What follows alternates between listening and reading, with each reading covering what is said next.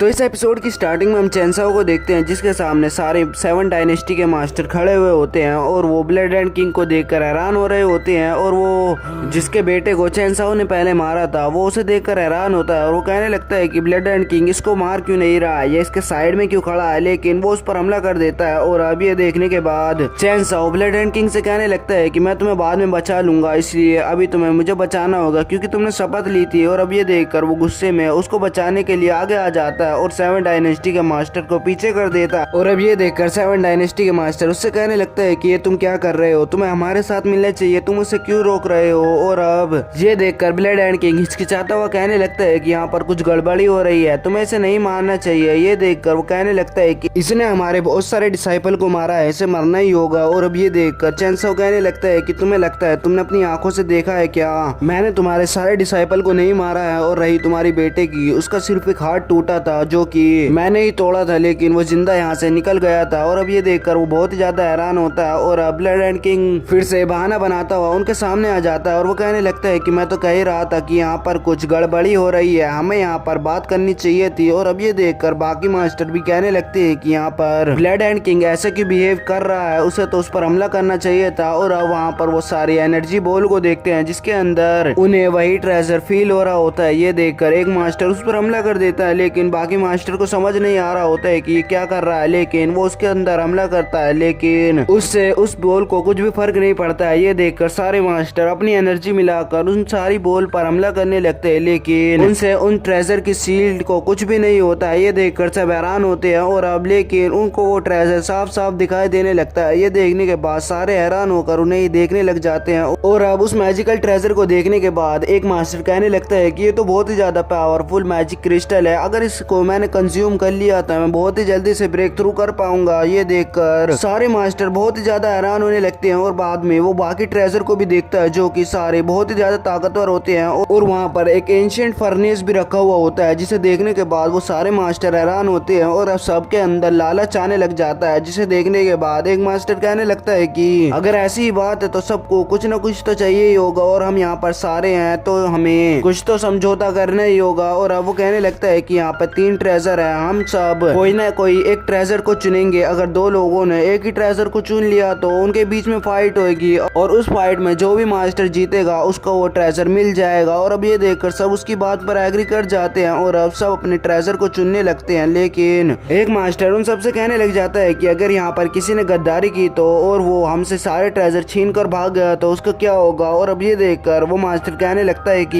ये भी बहुत ही सिंपल हो जाएगा, बाद में हम उसे ढूंढ कर मार डालेंगे और उससे सारे ट्रेजर को छीन लेंगे। और अब ये देखकर बाकी मास्टर कहने लग जाते हैं कि पहले हमें एक साथ मिलकर इनकी शील्ड को ही तोड़ना चाहिए क्योंकि ये बहुत ज्यादा ताकतवर है। और अब ये देखकर सारे अपनी पावर को मिलाकर उनको तोड़ने के लिए आगे बढ़ने लगते हैं, लेकिन अब उनके आगे ये एक शील्ड आ जाती है जिसे देखने के बाद सब हैरान होने लग जाते हैं और सब अपनी एनर्जी डालना बंद कर देते हैं। और हम वहाँ पर देखते हैं कि वो अब भी अपनी शील्ड में ही कैद होते हैं, जिसे देखने के बाद चेनसाओ हैरान होने लग जाता है और अब वो कहने लगता है कि अब ये इनकी शील्ड इतनी ताकतवर कैसे होती जा रही है। और अब वो कहने लग जाता है कि शायद ये मैंने पहले भी देखा है, इसकी शील्ड की जैसी पावरफुल चीज मैंने अपनी पिछली लाइफ में देखा था जो कि लैंड ऑफ नर्स में थी। और अब ये देखकर एक मास्टर उस शील्ड को तोड़ते हुए अंदर पहुंच जाता है और अब उसके पास आकर कहने लगता है कि ये शील्ड कितनी भी ज्यादा पावरफुल हो मेरी स्ट्रेंथ के सामने कोई भी नहीं आ सकता है। और अब ये देखकर एक मास्टर उसके पास आ जाता है और वो दोनों ही उस मैजिकल क्रिस्टल को पाना चाहते हैं तो वो बीच में फाइट करने का ठान लेते हैं और अब वो दोनों बातें करने लगते हैं और जिसे सब कोल्ड स्वॉर्ड से कहते हैं वो अपनी स्वॉर्ड को निकाल कर उस पर हमला कर देता है, जिसे देखने के बाद वो भी उससे बचने लगता है।